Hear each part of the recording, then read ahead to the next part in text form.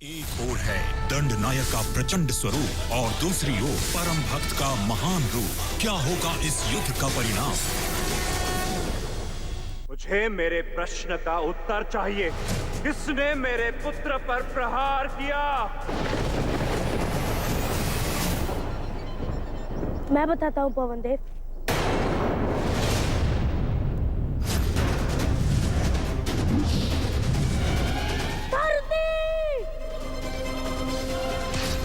बालक और साधु की भूल तो नारायण और महादेव भी मुस्कुराकर भूल जाते हैं,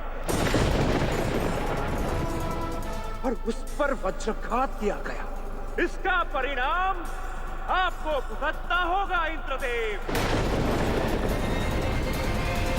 इंद्रदेव से भूल हुई है पवन देव, और उन पर प्रहार करके आप भी तो अनुचित कर्म ही करेंगे। इंद्रदेव पर प्रहार से समस्या हल नहीं होगी, अपितु बढ़ जाएगी।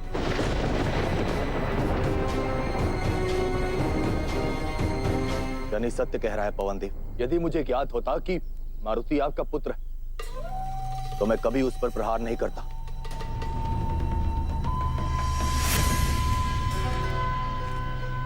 क्षमा कीजिए देवी।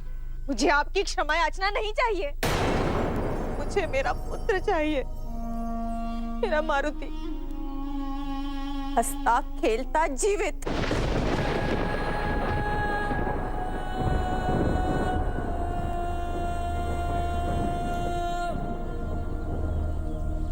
पवन देव,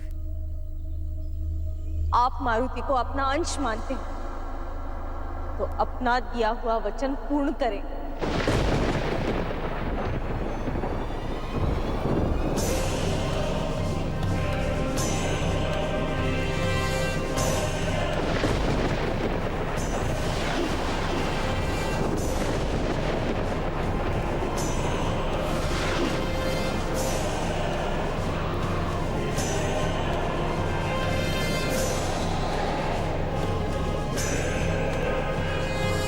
पवन देव, आप कोई अनिष्ट नहीं कर सकते।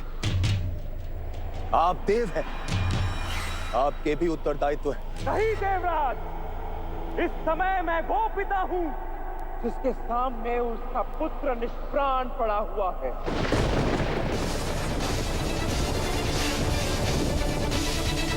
मैं पवन देव अपने पुत्र मारुति के साथ हुए अन्याय के विरोध में अपने सभी कर्तव्यों का आज इसी क्षण परित्याग करता हूं।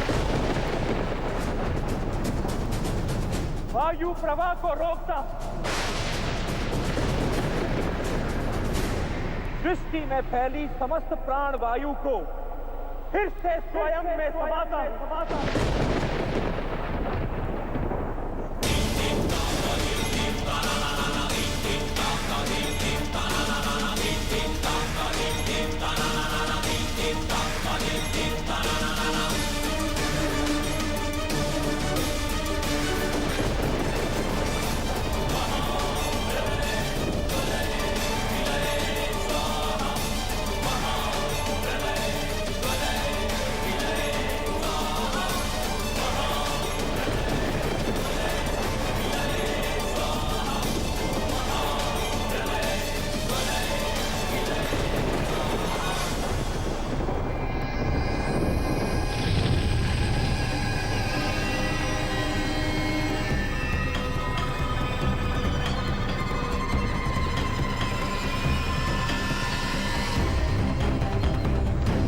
हे महादेव, ये कैसा अपशकुन है?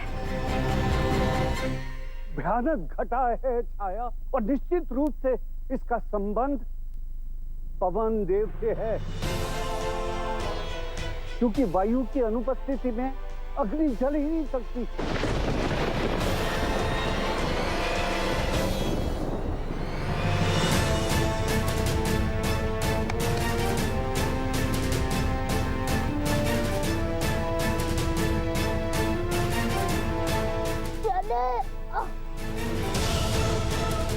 ठाकुर,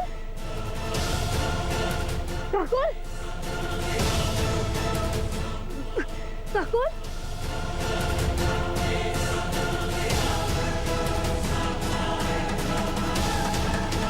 अपने क्रोध को शांत कीजिए पवन देव।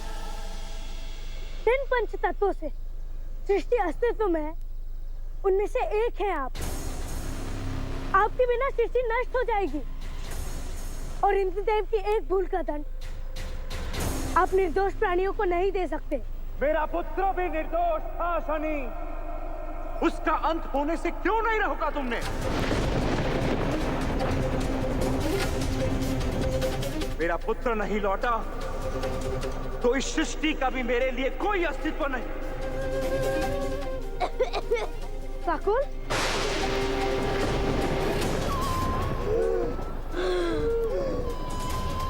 पवन देव का शांत होना आवश्यक है। अग्निदेव, वरुण देव, अब आप ही समझाइए पवन देव को। क्रोध को शांत कीजिए देव, संसार का नाश मत कीजिए। मैं फिर से क्षमा मांगता हूँ पवन देव। मुझे क्षमा नहीं, मुझे मेरा पुत्र चाहिए। मैं आपकी पीड़ा समझता हूँ पवन देव, परंतु इसका अर्थ ये नहीं कि आप सबको पीड़ा दें। संहार करने का अधिकार केवल त्रिदेव का है, आपका नहीं। और पुत्र मोह में कुछ ऐसा मत कर बैठ कि आप स्वयं अपराधी हो जाए। मैं देवी अंजनी को वचन दे चुका हूं, यदि मारुति का अहित होता है तो मैं संसार से वायु प्रवाह को रोक दूंगा। तो इस समस्या का केवल एक ही हल है।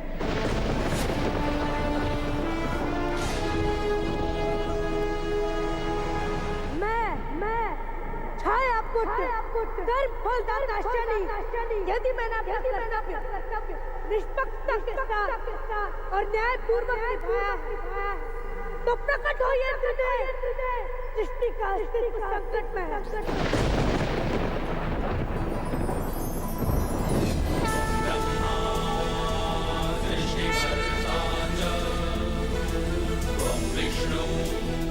प्रणिपात देव,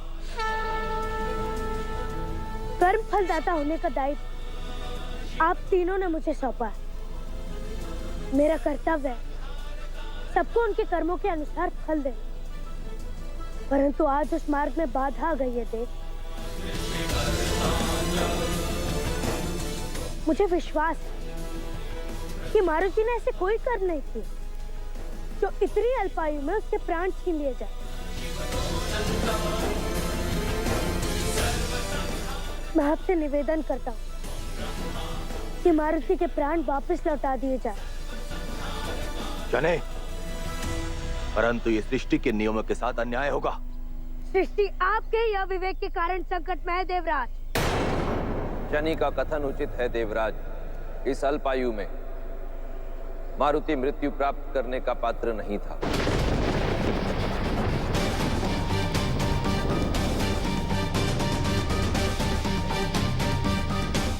तो मेरे पुत्र को जीवन दान दीजिए महादेव।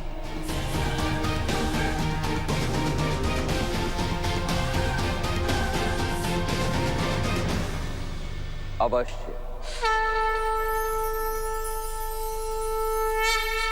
मारुति को पुनर्जीवन अवश्य मिलेगा।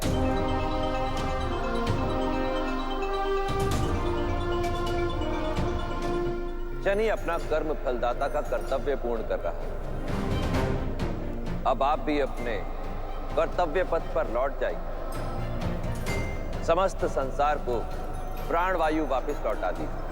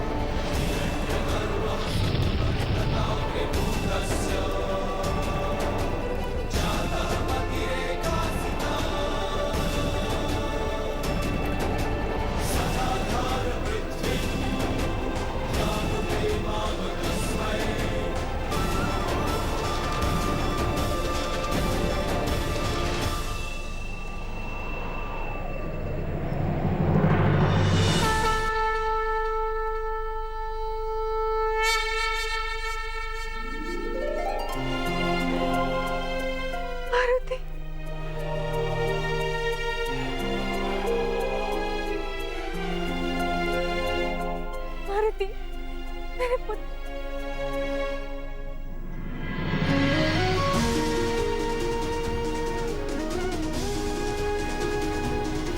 मेरे पुत्र,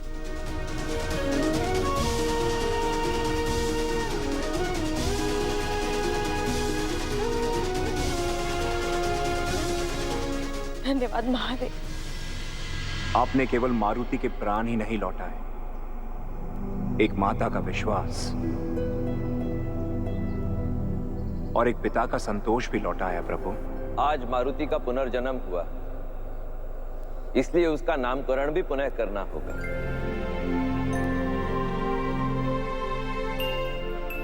मारुति ने अपनी ठोड़ी अर्थात हनु पर इंद्र के वज्र के प्रहार को सहा, इसलिए उसी हनु का मान करते हुए आज से संसार मारुति को हनुमान के नाम से पुकारेगा। तो देवलोक के द्वार सदा के लिए बंद हो जाएंगे। धन्यवाद महादेव, आपने मुझे पाप का भागीदार होने से बचा ली।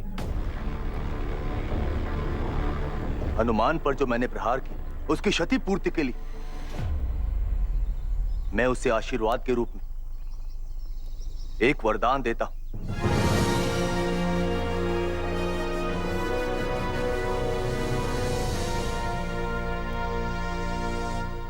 इसी क्षण से हनुमान की देह वज्र समान कठोर हो जाएगी। मेरे वज्र का प्रहार भी हनुमान को कोई चोट नहीं पहुंचाएगा।